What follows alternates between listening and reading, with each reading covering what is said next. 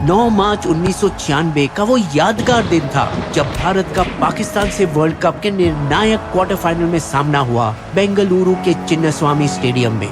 288 run के मुश्किल target का पीछा करते हुए पाकिस्तानी ओपनर भारतीय गेंदबाजों को जम के धुलाई कर सिर्फ 10 ओवर में 84 रन बनाकर आराम से जीत की तरफ बढ़ रहे थे। 15वें ओवर में उस दिन के पाकिस्तानी कप्तान आमिर सोहेल तेज गेंदबाज वेंकटेश प्रसाद को कड़ाके का चौका मारा कवर बाउंड्री पर। फिर घमंड से चौड़ा होकर अपने बल्ले से इशारा करते हुए मानो कहा, जा बॉल लेकर आ, फिर से मारता हूँ तुझे वहाँ।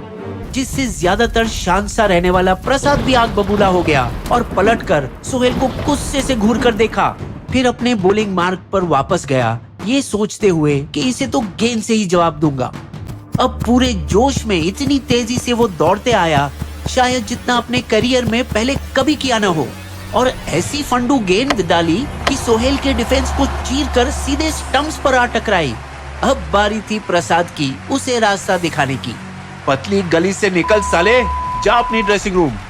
बस फिर क्या, इसके बाद पाकिस्तान इतनी बुरी तरह से लैक हुई कि अंत में वो 39 रनों से मैच हारी।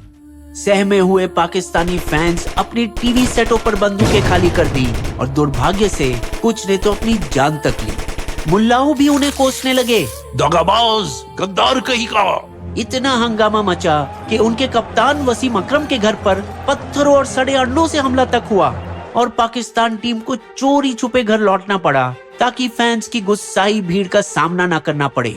सुना गया कि उनका बोर्ड मैच फिक्सिंग की अंदरूनी जांच करने की हद तक गए, लेकिन इसमें कुछ निकला नहीं। भारत पाक क्रिकेट मुकाबले हमेशा ही तनाव से भरे रहते हैं, लेकिन ये शायद अब तक से खेला गया सबसे तनावपूर्ण मैच था।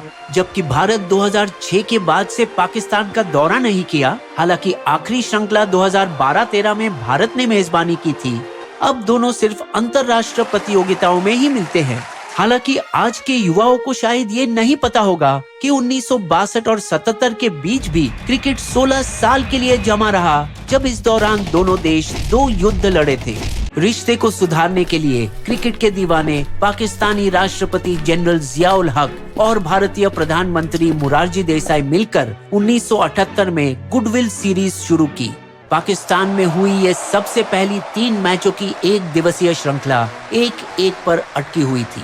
तीसरे मैच में ओपनर अंशुमन गायकवाड़ और गुंडप्पा विश्वनाथ क्रीज पर थे और भारत जीत की ओर तेजी से बढ़ रही थी। 18 गेंदों में सिर्फ 23 रन की जरूरत और 8 विकेट बाकी। अब पाकिस्तानी कप्तान मुश्ताक मोहम्मद को डर लगने लगा कि अगर हार गए तो सबकी बुरी हालत होगी। तो उन्होंने एक तरकीब सोची और अपने विकेट कीपर वसीम बारी को अंदरूनी सर्कल के ठीक किनारे खड़े होने के लिए भेजा और अपने तेज गेंदबाज सरफराज नवाज को सिर्फ बाउंसर फेंकने को कहा। बाउंसर जो बल्लेबाज के सर से इतने ऊंचे थे कि वो उसे छू भी नहीं सके और जो दूर खड़े हुए कीपर के दस्तानों में आ गिरे।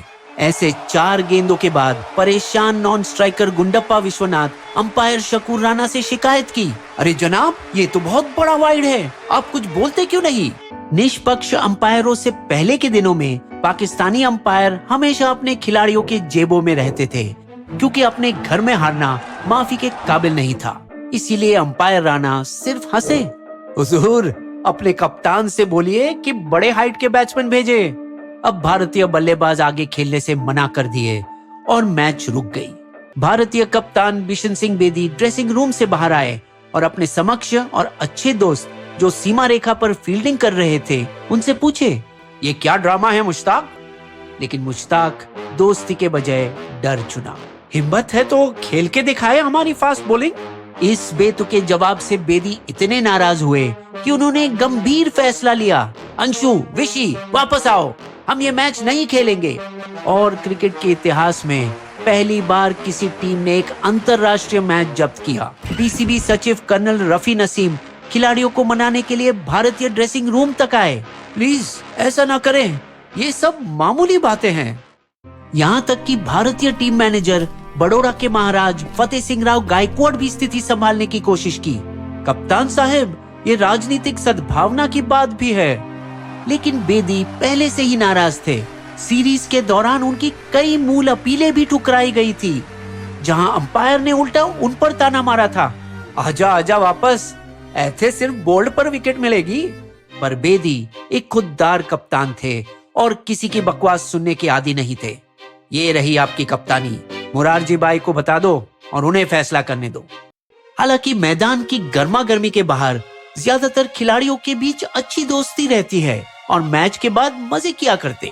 यहाँ तक कि दोनों देशों के बोर्ड एक साथ आए और पाकिस्तान ने उस वक्त भारत का साथ दिया था 1983 में एशिया क्रिकेट काउंसिल स्थापित करने के लिए। ये तब हुआ जब नाराज बीसीसीआई अध्यक्ष NKP Salve Pakistan cricket chief air marshal Noor Khan से इंग्लैंड में मिले। नूर भाई, अंग्रेजों को लगता है कि आज भी हम उनके गुलाम हैं। और बताया किस्सा जहां उन्हें लॉर्ड्स में चल रहे 83 वर्ल्ड कप के टिकट नहीं दी गई क्योंकि वो एमसीसी मेंबर्स के लिए रिजर्व थे। फिर दोनों श्रीलंका के साथ अपनी ताकत मिलाकर 1987 का वर्ल्ड कप इंग्लैंड से छीनकर खुद मेजबानी करी और पहली बार उस देश से बाहर लाया। यहाँ तक कि जब बाद में रिश्ते ठंडे पड़ गए तब भी दोनों टीम के खिलाड़ी एक टीम बनकर खेले श्रीलंका को सहारा देने के लिए एक फ्रेंडली मैच में, जब वहां पर 1996 वर्ल्ड कप से ठीक पहले एक खतरनाक आतंकवादी हमला हुआ था। जहां तक प्रदर्शन की बात है, दोनों टीमों का अलग अलग समय पर एक दूसरे पर दबदबा रहा।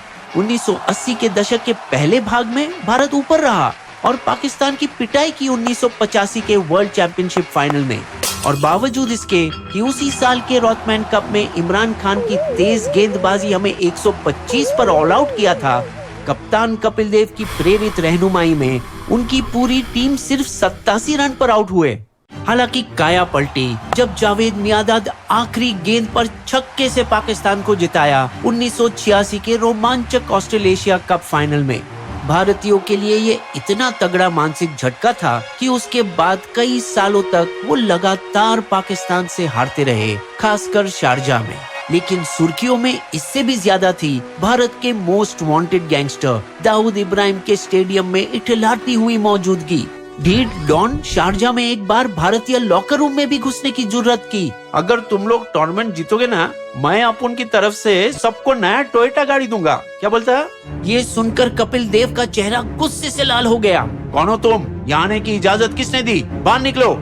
एक साल बाद ऑपरेशन ब्रास टैग के चरम पर भी, जहां 4 लाख सैनिक, लगभग आधी भारतीय सेना पाकिस्तान राजस्थान बॉर्डर पर तैनात थे, तब भी फरवरी मार्च 1987 में पाकिस्तान अपनी क्रिकेट टीम को भारत भेजा।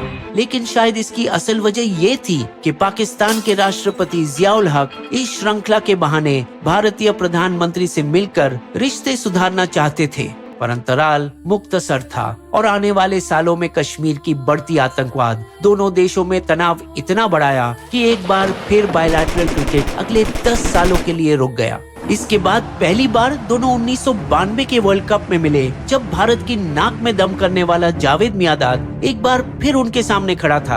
पर हर बार जब मियांदाद बॉल को मिस करता तो भारत के अनुभवी कीपर किरण मोरे जोर से कूद के अपील कर उससे टक्कर ली। हाउसर! एक चिड़े मियांदाद जवाब में खुद मोरे के चारों ओर छलांग लगाकर मजाकिया नकल उतारने लगे। लेकिन चाल कामयाब रही क्योंकि मियांदाद ने ध्यान खोया और मैच भी। एक बार और सामना हुआ एक बूढ़े हो रहे मियांदाद से 1996 के वर्ल्ड कप में, लेकिन वो अपना जादू दोहरा न सके और उनकी आखिरी वनडे मैच में बुरी तरह से हारे।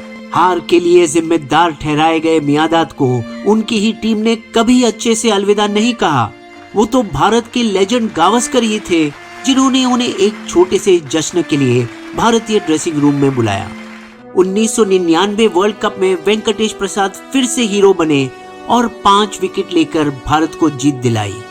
ये मैच कारगिल युद्ध के साए में खेली गई थी, जब भारतीय जवान टाइगर हिल से पाकिस्तानी घुसपैठियों को खदेड़ रहे थे। 2003 वर्ल्ड कप आते आते वाजपेयी मुशर्रफ के बीच बढ़ती करीबी ने भारत पाकिस्तान रिश्ते को शांत कर दिया था। फिर भी मैच से पहले टॉप बल्लेबाज सचिन तेंदुलकर इतने प्रेशर में थे कि वो रात को सो नहीं सके और अंधेरे में अपने शॉट्स की हवा में प्रैक्टिस करते रहे।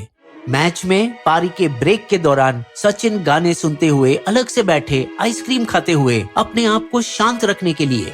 इतना ध्यान था उनका मैच पर कि उन्होंने अपना कप्तान सौरव गांगुली से भी बात करने से इनकार कर दिया। नहीं दादा, आज नहीं।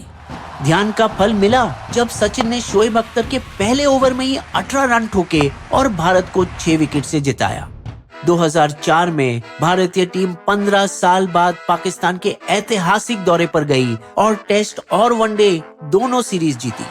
वीजा खुलेआम से दिए गए और लगभग 55,000 भारतीय फैंस वाघा सीमा पार कर पाकिस्तान गए, जैसा 1952 में हुआ था जब हजारों पाकिस्तानी फैंस भारत आए थे उनकी टीम के पहले टेस्ट दौरे के दौरान। वर्ल्ड कप में भारत की जीत का सिलसिला चलता रहा जब 2007 T20 वर्ल्ड कप में MS धोनी की कप्तानी में भारत पाकिस्तान को फाइनल में पछाड़ा। लेकिन फिर नवंबर 2008 में हुआ मुंबई पर हमला, जिसके बाद भारत फिर कभी पाकिस्तानी दौरे पर नहीं गए। भारत में खेला जा रहा 2011 का वर्ल्ड कप एक बार फिर बहाना बना जिससे पाकिस्तानी प्रधानमंत्री यहां आकर तनाव कम करना चाहा। हालांकि स्टेडियम में उनके काफिले के पहुंचने के बाद एक दिलचस्प घटना हुई जब भारतीय टीम की फूड ट्रक स्टेडियम के बाहर दसियों टीवी मीडिया वैन के पीछे फंस गई, जिससे पहले बल्लेबाजी कर रही भारतीय टीम को भूखे पेट मैच में उतरने की नौबत आई। एक बार फिर तेंदुलकर ही थे जिन्होंने टीम को हिम्मत दी। पाकिस्तानी विकेटें और रन बनाकर अपना पेट भरेंगे आज। फिर शब्दों को 85 रन की शानदार पारी में बदलकर टीम को जीत दिलाई सईद अजमल जैसे स्पिनर्स के खिलाफ। वनडे वर्ल्ड कप में भारत का एक तरफा जीत का सिलसिला रहा है। विराट का शानदार शतक 2015 में पाकिस्तान को हराया और 2019 टूर्नामेंट में रोहित ने शतक मारकर वर्ल्ड कप में भारत को 7-0 क्लीन स्वीप का रिकॉर्ड कायम रखा। पिछली पीढ़ी के खिलाड़ी पाकिस्तान का सामना करते समय शायद ज्यादा दबाव में रहते थे, जिससे कभी कभी मैदान में गर्मा गर्मी भी होती थी। पर आज के खिलाड़ियों में एक दूसरे के लिए सम्मान और प्यार ज्यादा दिखता है। जैसे विराट का बाबर आजम के साथ मस्ती भरा रोमांस, वही शाहीन का नया पिता बुमराह को प्यारे तोहफे देते हुए नजर आते हैं। चूंकि भारत पाकिस्तान मुकाबले अब सिर्फ अंतर्राष्ट्रीय कंपटीशन में होते हैं, अब भारत ऑस्ट्रेलिया के मैचेस में ज्यादा दिलचस्पी दिखाई देती है पिछले कुछ सालों में। तो क्या इस बार 8-0 होगा या पाकिस्तान एक मैच जीतकर भारत का प्रथम प्रतियोगी का खिताब फिर से बनने की कोशिश करेगा? बिस्बो की शायरी, लड़ रहे हो मैदान में तो ठीक है जनाब, हासिल कर लो फतेह, जीत लो खिताब, पर वर्ल्ड कप में पल्ला भारी है भारत के तरफ आज, है ताकत तो छीन लो, हम तैयार है बरखुरदार। हमारे वीडियो कंटेंट के सारे स्रोत आपको डिस्क्रिप्शन में भी मिलेंगे।